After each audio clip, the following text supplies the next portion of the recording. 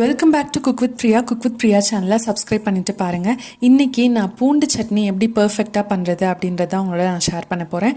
இது இட்லி, தோசை, சப்பாத்தி, ரைஸ் எல்லாத்துக்குமே ரொம்ப நல்லாயிருக்கும். ஸோ இப்போ வாங்க பூண்டு சட்னி எப்படி செய்யலான்றதை பார்க்கலாம்.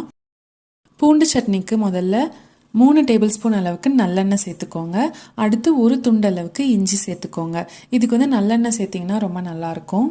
அண்ட் காரத்துக்கு நான் வந்து 6லேருந்து 7 வரமிளகாய் சேர்த்துக்கிறேன். நீங்கள் வந்து உங்கள் காரத்துக்கு ஏற்ற மாதிரி சேர்த்துக்கோங்க. அடுத்து 1 டீஸ்பூன் அளவுக்கு கடலைப்பருப்பு நான் சேர்த்துக்கிறேன். நீங்கள் வந்து மிளகாய் வந்து காஷ்மீரி மிளகாய் கூட சேர்த்துக்கலாம். அப்போ வந்து கலர் இன்னும் நல்லா வரும். பட் நான் வந்து நார்மல் வரமிளகாய் தான் சேர்த்துருக்கேன். ஸோ இப்போ இது நல்லா வந்து வறுத்ததுக்கப்புறமா கொஞ்சமாக வெங்காயம் சேர்த்துக்கோங்க. ஒரு அரை வெங்காயம் இருந்தால் போதும். சின்ன வெங்காயம் அப்படின்னா ஒரு கைப்பிடி அளவுக்கு சேர்த்துக்கோங்க. அடுத்து நான் வந்து 2 கைப்பிடி அளவுக்கு பூண்டு சேர்த்துக்கிறேன். கூடவே கொஞ்சமாக உப்பு. ஸோ இது எல்லாத்தையுமே வந்து இந்த பூண்டு வெங்காயம் இதெல்லாம் நல்லா வந்து அந்த எண்ணெயில் நல்லா ரோஸ்ட் ஆகணும். அடுத்து கொஞ்சமாக புளி சேர்த்துக்கோங்க. ஒரு சின்ன எலுமிச்சப்பழ சைஸ்க்கு புளி சேர்த்துக்கோங்க. இதுக்கு புளி சேர்த்தாதான் வந்துட்டு அந்த டேஸ்ட்டே வந்து நல்லாயிருக்கும்.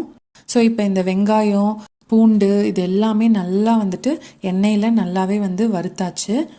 ஸோ இப்போ இதை வந்து நல்லா ஆறுனதுக்கப்புறமா ஒரு மிக்சி ஜாரில் சேர்த்துட்டு உப்பு மட்டும் நீங்கள் செக் பண்ணிவிட்டு நல்லா வந்துட்டு நைஸாக அரைச்சிக்கோங்க. இங்கே பாருங்கள், உங்களுக்கு உப்பு புளி இன்னும் கொஞ்சம் தேவைன்னா நீங்கள் அரைக்கிறதுக்கு முன்னாடி அதை சேர்த்துட்டு அரைச்சிக்கோங்க. அவ்வளோதாங்க.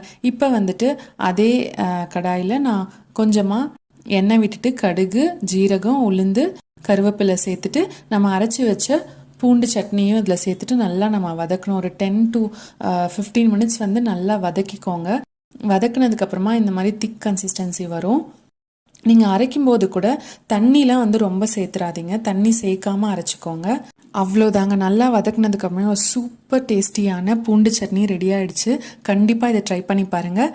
Eat healthy, stay happy.